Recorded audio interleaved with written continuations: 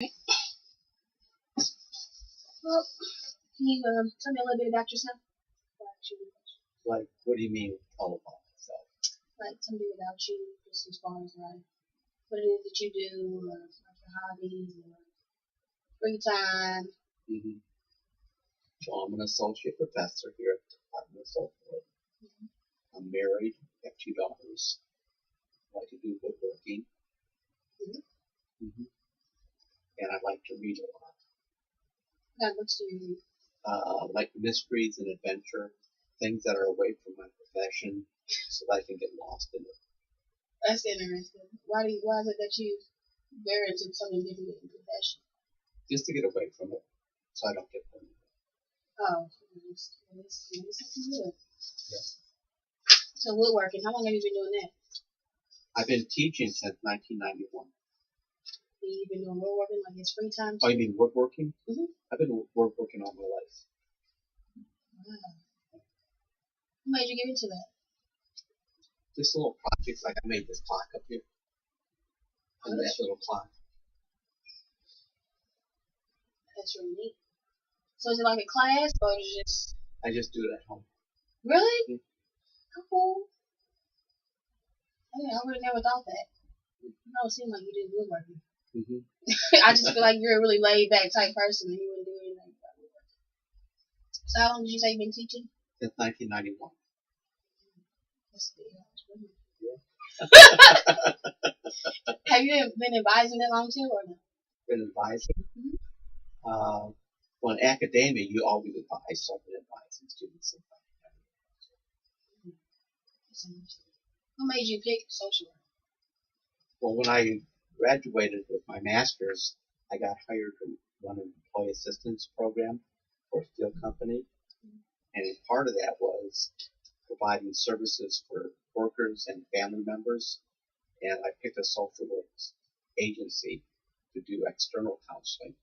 And I met this woman, Janet Sullivan, and she was a social worker. And we really hit it off well. So she helped me develop a program. And when I had a chance to become licensed, I became a licensed social worker because that's really what I was doing. And then I went to get my PhD for social work at the University of Pittsburgh. So other than teaching and stuff like that, have you ever worked in like maybe advising people outside of Western? Well, since I used to do practice with veterans doing post-traumatic stress disorder. Were you a veteran yourself? Yes. That's interesting. Mm-hmm. That's really good. Could you describe yourself in like 5 words? Describe myself in 5 words? I'm an introvert. I try to stay calm.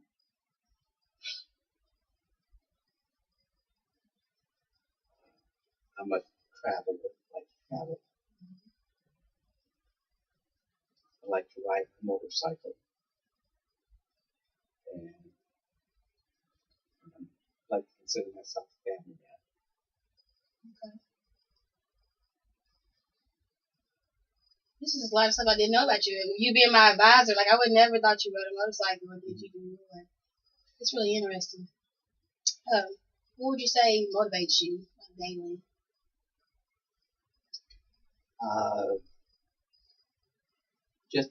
I like to do a good job when I'm working, work hard and do a good job and try to be conscientious about that. So, as far as teaching and advising, is there anything else that you're involved in Western? I work on committees and I also do research on veterans. Mm-hmm. You stay close to the veterans. Yes. That's really good. What would you say has been like some of the most negative experiences of teaching and advising? The most negative experiences?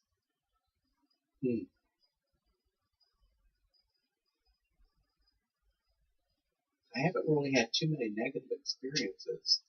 I did have a student that one time was when I was at Arizona State University, Mhm.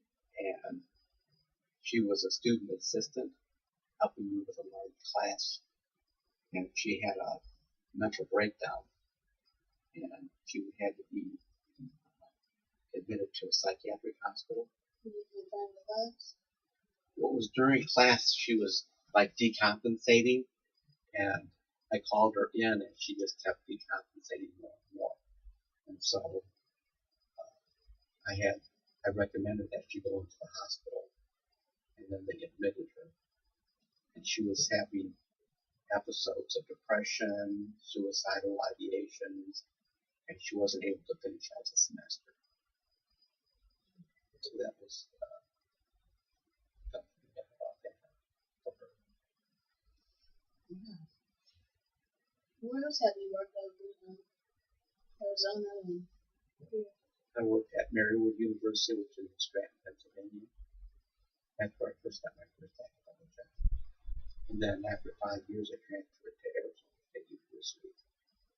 And then after Arizona, I worked there for 5 years. And then I went to University of Texas Pan American, which is on the border of Mexico. And then I came up here to Kentucky.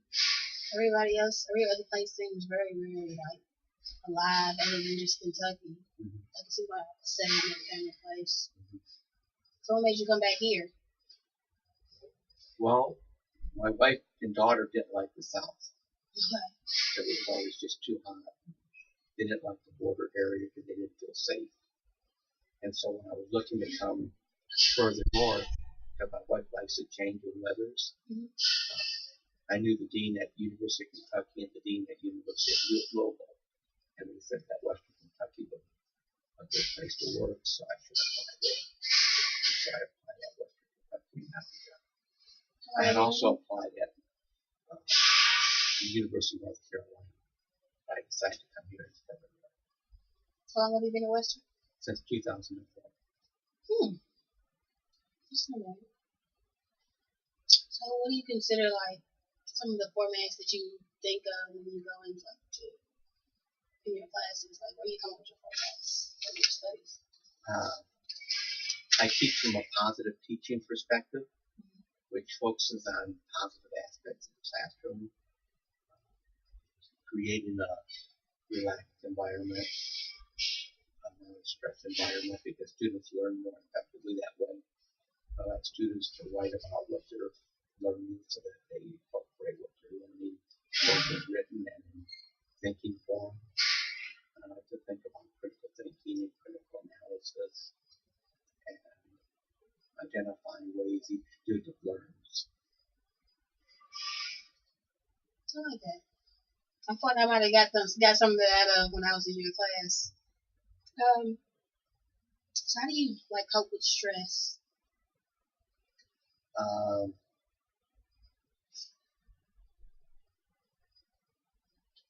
I try to create a non-stress, a stress-free environment, and I like do like meditation, willfulness thinking. I try to practice that on a daily basis so that stress gets released. Is it just like something that you do before you come to work? Yeah, and sometimes at work, like I have times in between classes, I'll take a half hour or or something like that. Like in your office or something? Because I can close my door and it's pretty quiet. Yeah. Yeah, that makes sense. With me being a future social worker, what kind of advice would you decide to give me? Always keep client-centered. Have developed a good network of others, of the students that you know, because you become professionals that you know them. Keep in touch with them. And have a support group that you can release some of your stress and tensions from. So pretty much everybody I'm going to major with could be a good idea to keep in contact with them. Makes sense. How would your students describe you as a teacher? how would they describe me as a teacher? Well, I can only go by, the student evaluations, and they say that generally I'm a calm instructor, that I'm student-centered, and I have a tendency to keep a positive, calm attitude. That's why I couldn't picture you riding on a motorcycle or anything like that. Everybody's not what they look like. Yeah. What would you say is like some of the most exciting things going on right now in social work? Well, for new social workers, the field is really opening up because there's like a large number of individuals that are starting to retire, and so positions are opening up, and there's a lot of opportunities to be service oriented, and that's really what social work is all about, is being service oriented. That's true too. Is there anything else that you'd like to tell me that I didn't ask you? I think I think How do you like advising just students? Do you advise on social work students? Yes. How do you like that? It's okay because it's a straightforward program. There's an outline what they need to take and what terms they need to take it. So it's pretty straightforward, so it's not really too complicated. You live like as when people come in, you see them as like been trained off, or like have you ever like met someone and been like, are you sure you want to do this or anything like that? Having any students that were unsure of the major or like didn't really have their mind made up? Well, I've had students who have been thinking about either going into social work or psychology, and then they have a tendency to talk about what they really want to do, and sometimes it sounds more like they want to be more psychologists than they be social workers. So I'll recommend to them that they look at the psychology department rather than social work, because their ideas of doing work is more psychologically based rather than community and organization based. And looking at the family, they're looking more at the individual rather than at the family as part of the component of what issues are. That's true. I was in that coming to vicinity to the first when I decided like psychology has so much going on inside just one person. So I was like, that's what is really where I need to be. That's all I really have to ask you. Okay. I just want to make sure this is not confidential. Okay. It was reviewed by the professor and one of my classmates. And I also want to ask you to fill out a client feedback form. I would like you to be completely honest.